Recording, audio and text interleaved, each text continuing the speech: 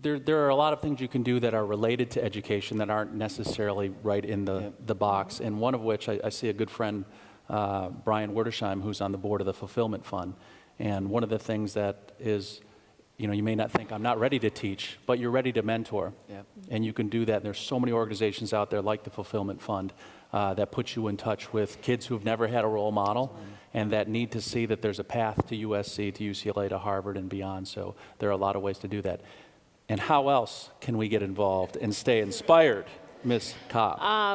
Well, not to be totally repetitive of what's already been said. I mean, first of all, I'm so impressed with the student initiative around all this too. And, it's sort of one more illustration of something I say a lot, which is like when I think back to how was it that Teach for America got off the ground?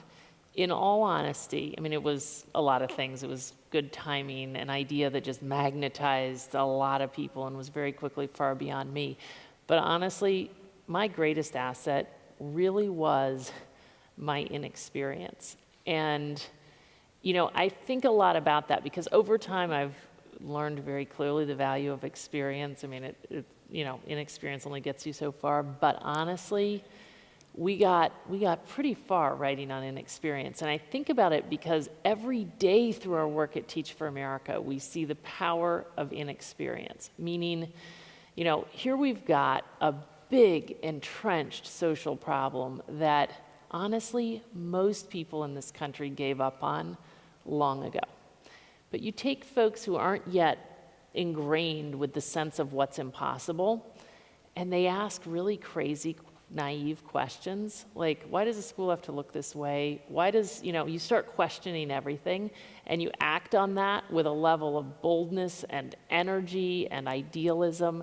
So we need you before don't think. And it's so good that Marshall woke up and said, I got to do this now. Yes, we need you before you think everything's impossible. And while you still have it's just a free thought to think, I can spend the rest of my life doing something that is truly meaningful, that has a huge impact, and to think you've got a whole, career ahead of you that you can just channel into learning and learning and learning more and more and having a bigger and bigger impact against what I believe is the most fundamental of all issues. So, just to close out here, I mean, one of the things we ask ourselves constantly every day at Teach for America amongst all of our core members and alums and everyone else is, what role will we play?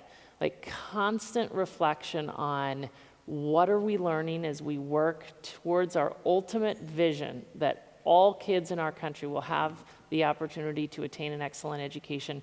Where are we? What are the challenges? And what role will we play individually and collectively? I love the fact that you're already asking that as college students, and really, it's giving me great optimism for the future. You can make this happen.